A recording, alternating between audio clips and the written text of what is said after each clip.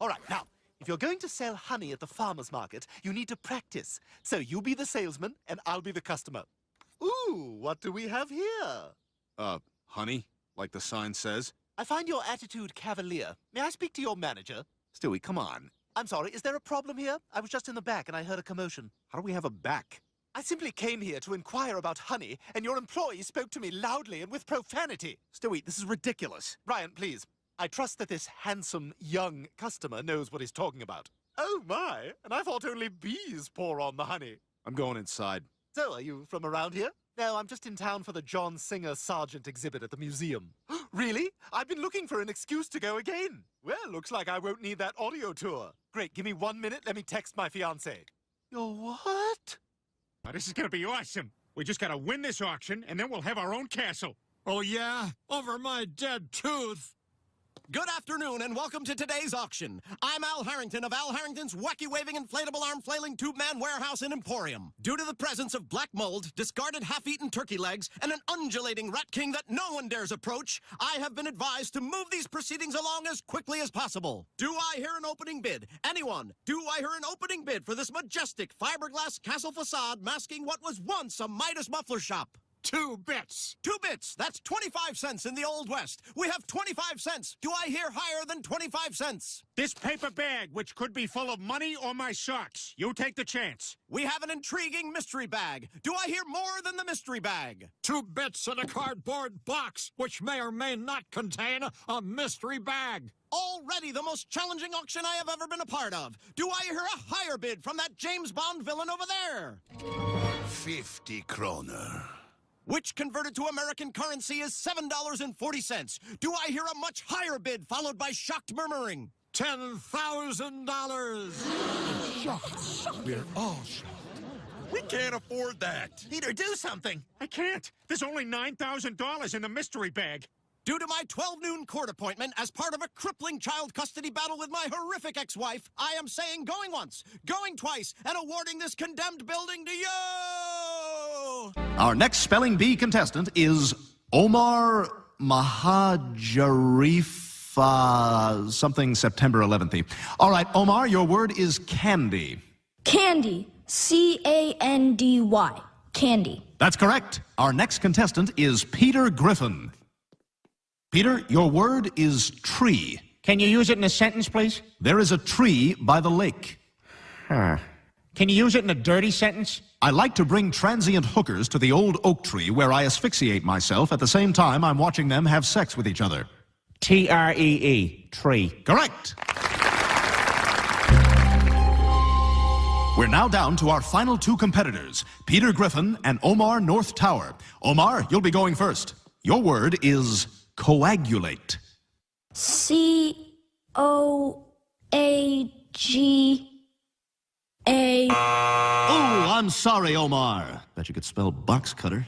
I'm 9 years old and I'm Indian. All right, Peter, if you spell your next word correctly, you win the competition.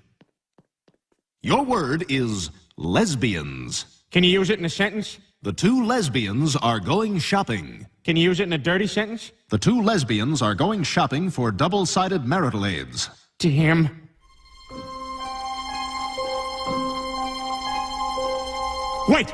Can you use it in a libelous sentence? Gillian Anderson and Helen Hunt are lesbians. L-E-S-B-I-A-N-S. Correct! We now return to Slightly Too Early Comedy Club audience member. Not like when Clinton was in the White House, huh? When Clinton was in the White House, all you needed to vote was a piece of duct tape and... Yes, yes! But things are different with the Republican majority. They're totally in the pocket of the oil companies. I mean, the President of the United States might as well be... Amen! Why not? Why not, right? But I guess it could be worse. The other day, my wife asked me if her ass looked fat in her jeans. And I'm like, honey... Oh, no. Wow. Wow. The bride and groom have written their own vows. Oh, no. Rachel, I love you. And today we merge our lives, our hearts, and our fraudulent home businesses. Mort, may my plantar fasciitis act like the roots for our tree of love. We will reshape our lives together, just as socks reshape my calves daily. I am so happy to be merging the napkins in my pockets with the napkins in your pockets. Rachel, with you by my side, there is no Christmas display that I can't sue the city over. I vow to keep you nourished by filling our home with the worst wine in the world and preparing potatoes and applesauce, just like nobody. And I vow to adorn our walls with only brown art from the 70s. Mort, we're two peas in a pod. We just go together. You are the plastic covering to my furniture. And you are the little spit bubble in the corner of my mouth. Mort, you are my forever person. Aww. May we continue to have no respect for other drivers on the road and view stop signs as suggestions. And Rachel, you are my forever person. Aww. And may my dead ex-wife's uncle's Netflix account continue to be fruitful to us for many years to come. Mort, do you take Rachel to be your wife in sickness and in sickness? I do. And Rachel, do you take Mort to be your husband in bad times and bad? I do too.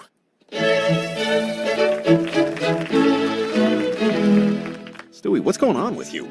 I just found all that very moving. Oh, sorry to interrupt. I just came to clear the search history off my computer before the IT guy... he's already got it. Boy, you're really all in on Asa Akira. Lay off, pal. This is the only place I can masturbate. Where's Dad? It's Office birthdays today at the brewery. Ever since your father was put in charge, he's been taking it very seriously.